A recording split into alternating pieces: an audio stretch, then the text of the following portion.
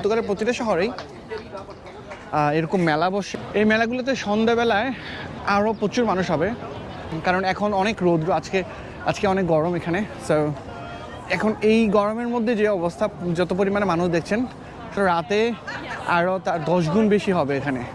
রাতের বেলা specially food যতগুলো এখানে স্টল আছে যেগুলো ফুড বিক্রি করে, এই ফুডের স্টলগুলো প্রচুর পরিমাণে বিজি হয়ে যায়। এই যদিও এই মেলাটার পাশে কিন্তু ম্যাকডোনাল্ডস আছে, সেটা এখন খালি, কারণ মানুষের কাছে সবচেয়ে বেশি ইম্পর্টেন্ট হচ্ছে এখানকার যে লোকাল ফুড সেটা। সো যে কারণে এখানে যত দেখছেন তাদের মধ্যে অধিকাংশই হচ্ছে এখানকার ট্যুরিস্ট এবং লোকাল। সো যারা এখানে আসবে তাদের মধ্যে তারা সবাই আগে এখানকার খাবারটা খাবে। সো লোকাল খাবার যেটা আছে সেটা সবার কাছে সবচেয়ে জনপ্রিয়। সো সবাই লোকাল খাবারটার দিকেই নজর দেয়। যেমন আপনি আমার আশেপাশে দেখছেন সবাই ছোটো ছোটো এরকম টেবিল দেওয়া, টেবিলের উপর রেখে হচ্ছে যেন খাবার খেতে পারে।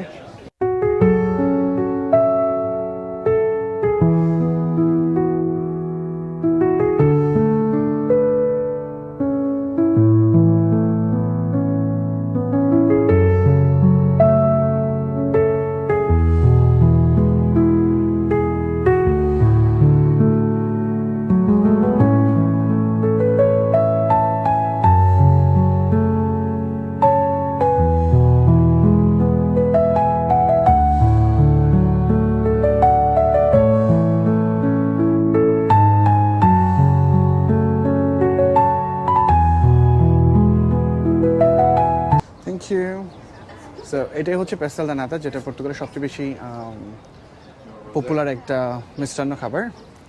এই নাতাটা 18শো শতাব্দীর দিকে যে খ্রিস্টান যে সন্ন্যাসী ছিলেন, ওনারা ডিমের কুসুম থেকে তৈরি করেছিলেন এই নাতাটা।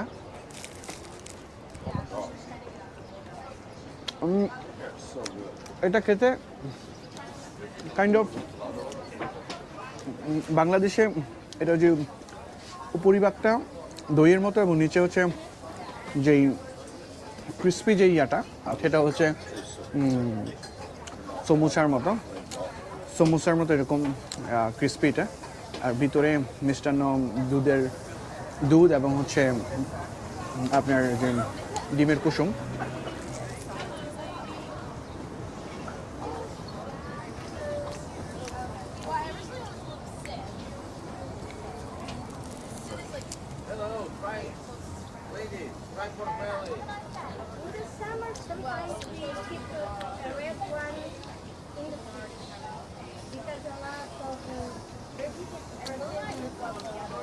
অনেক মিষ্টি। এই মেলাগুলো শুধুমাত্র লিসবন না, এই মেলাগুলো হচ্ছে বিভিন্ন শহরে হয়। যেমন বর্তমানে এখন এটা লিসবনের যে রোসি স্কোয়ার আছে, হয়তো এখানে আর 1 সপ্তাহের মতো থাকবে, দেন হচ্ছে ওরা অন্য একটা শহরে যাবে। মানে এই মেলাগুলো কখনো যে এরকমটা না যে এটা বন্ধ হয়ে যায়, এটা কোনো সিজনাল এরকমও না। কাইন্ড অফ যে এই শহরে কয়েকদিন থাকবে, অন্য শহরে কয়েকদিন যাবে, দেন হচ্ছে ওদের নির্দিষ্ট কিছু প্লেস আছে যেগুলো ওরা রোটেট করে, বিভিন্ন শহর ভেদে ওরা রোটেট করে। এবং যে কারণে যেই শহরে যায় সেই শহর খুব ঝাঁকজমক হয়ে যায়, কারণ ওই শহরের যত লোকাল মানুষ আছে, ইভেন দ্য টুরিস্ট আছে, সবাই মেলাগুলোতে আসে। জামা কাপড় থেকে শুরু করে সিরামিক্স জিনিস, সিরামিক্সের জন্য পর্তুগাল বেস্ট একটা কান্ট্রি। আর এখানে এই দেশে সিরামিক্সগুলো এত সুন্দর ডিজাইন করে বানানো হয় যেটা পুরো পৃথিবীর মধ্যে বেস্ট সিরামিক্সের মধ্যে ওরা নাম উঠাইছে, যে এত সুন্দর করে ওদের আর্কিটেকচার, ওদের হাতের ডিজাইন, ওদের যে হ্যান্ডমেড যে জিনিসগুলো এত সুন্দর করে করা থাকে। যে কারণে ট্যুরিস্ট যারা আসে এখানে, বিভিন্ন দেশ থেকে যারা বেড়াতে আসেন, তারা তাদের সাথে করে সিরামিক্স নিয়ে যায়, ইভেন অনেকেই আর্ট করা টাইলস নিয়ে যায়। আর এই দেশের অভিজ্ঞতা থেকে যতটুকু দেখেছি যে পর্তুগালে পৃথিবীর বিভিন্ন দেশের মানুষ যারা আসে, তাদের কাছে এই পর্তুগালের যে লোকাল জিনিসগুলোর প্রতি অ্যাট্রাকশন তাদের বেশি। কারণ যারা যেমন জার্মানি থেকে যারা আসবে, আমেরিকা থেকে যারা আসে, বা সুইডেন থেকে, লন্ডন থেকে, যেই কোনো দেশ থেকে আসুক, তাদের সর্বপ্রথম এখানকার যে লোকাল খাবারের প্রতি তাদের অ্যাট্রাকশন বেশি থাকে, এবং লোকাল যেই ঐতিহ্যবাহী যে জিনিসগুলো আছে সেগুলোর প্রতি অ্যাট্রাকশন বেশি থাকে। যদিও টুরিস্ট এই জন্যই আসে।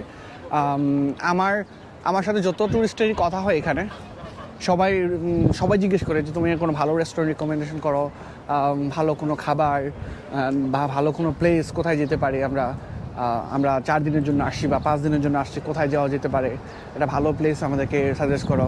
সো যারা 4-5 দিনের জন্য আসে তাদের জন্য হয়তো আমরা বলে দিই যে লিসবন আছে, তুমি লিসবন দেখতে পারো, সিনটা দেখতে পারো, দেন হচ্ছে যে কাশকাইজ দেখতে পারো, এরকমটা।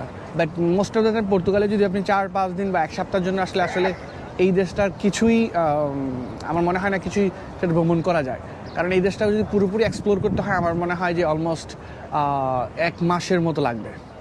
কারণ এই দেশটা এত সুন্দর একটা দেশ যে আপনি যদি পুরো দেশটাকে এক্সপ্লোর করতে চান অলমোস্ট 1 মাসের মতো লাগবে। তাও পারবেন কিনা সন্দেহ আছে, কারণ এই প্রতিটা জায়গার আলাদা আলাদা ইতিহাস এবং ঐতিহ্য আছে। আপনি লিসবনের একটা ইতিহাস এবং ঐতিহ্য আছে, পোর্তোর একটা, সিন্ত্রার একটা। সো সবগুলো জায়গা যদি এক্সপ্লোর করতে চান তাহলে অবশ্যই আপনাকে অনেক সময় ব্যয় করতে হবে এখানে। আমি এখানে বসবাস করে অলমোস্ট 4.5 বছর হয়ে গেল। সো 4.5 বছরের মধ্যে আমার মনে হয় না যে আমি পুরোপুরি পুরো দেশটা এখন এক্সপ্লোর করতে পারছি। শুধুমাত্র কয়েকটা বড় বড় সিটিতে আমার ঘোরা হয়েছে। যেহেতু আমি লিসবনে থাকি, লিসবনে আমার অলমোস্ট ঘোরা শেষ। সো এখন নেক্সট প্ল্যান হচ্ছে হয়তো বা মাদেরাতে যাওয়া। মাদেরা হচ্ছে যে রোনালদোর বাড়ি, আমাদের প্রিয় রোনালদো, ওর বাড়ি হচ্ছে মাদেরাতে। তো মাদেরা ছাড়াও পর্তুগালে আরেকটা দ্বীপ আছে, সেটা হচ্ছে যে আসোরেশ। আসোরেশ অনেক সুন্দর একটা জায়গা, যেটাকে মিনি সুইজারল্যান্ডও বলা হয়। সো আসোরেশে যাওয়ার খুব ইচ্ছা আছে, যদিও নেক্সট ভ্যাকেশনে আমার চিন্তা ভাবনা আছে যে আসোরেশ যাওয়ার পর হচ্ছে যদি সময় হয় দেন হচ্ছে যে হয়তো অন্য কোথাও মুভ করতে পারি কয়েকদিনের জন্য। কারণ আমার ইচ্ছে আছে যে আল্লাহ যতদিন আমাকে বাঁচায় রাখছেন আমি পুরো পৃথিবীটা ঘুরে দেখব। সো ইনশাল্লাহ যতটুকু হায়াত আল্লাহ রাখছেন জীবনে, আমার প্রতিটা দেশ দেখার খুব ইচ্ছে, প্রতিটা জাতিকে জানার ইচ্ছা, প্রতিটা সংস্কৃতিকে জানার ইচ্ছা। বাকিটা হচ্ছে আল্লাহর হাতে, এটা জীবনের ইচ্ছা। সো এই লক্ষ্যেই শুরু করেছি যে যেখানে যাই, যেখানে একটু ঘুরতে যাই বা যেখানে একটু সময় কাটাই, ক্যামেরাবন্দি করে রাখি। এটা হচ্ছে একটা স্মৃতি হিসেবে ক্যামেরাবন্দি করে রাখি। যদিও ইউটিউবটা আমার প্রফেশন না, আমার জব আছে, আমি ফুল টাইম জব করি। পাশাপাশি ছুটির দিনগুলোতে যেখানে ঘুরতে যাই সেইখানে হয়তো বা ক্যামেরাটা নিয়ে যাই। এখানকার যে স্মৃতিগুলোকে ক্যামেরাবন্দি করে রাখাটা হচ্ছে একটা প্যাশন। সো এটা থেকেই হচ্ছে ছোটো একটা ইউটিউব চ্যানেল শুরু করা। সো আজকে এই পর্যন্তই। ভালো থাকবেন, সুস্থ থাকবেন, ইনশাল্লাহ দেখা হবে। আমি চেষ্টা করব ইউরোপের প্রতিটা শহর আনাচে কানাচে ঘোরার, এবং এই ছোট্ট ক্যামেরাটা দিয়ে ক্যামেরাবন্দি করে রাখার স্মৃতি হিসেবে। হয়তো আপনারাও দেখতে পারবেন যদি ইউটিউবে আপলোড করে থাকি ভিডিওগুলো। সেই পর্যন্ত ভালো থাকবেন, সুস্থ থাকবেন। আসসালামু আলাইকুম।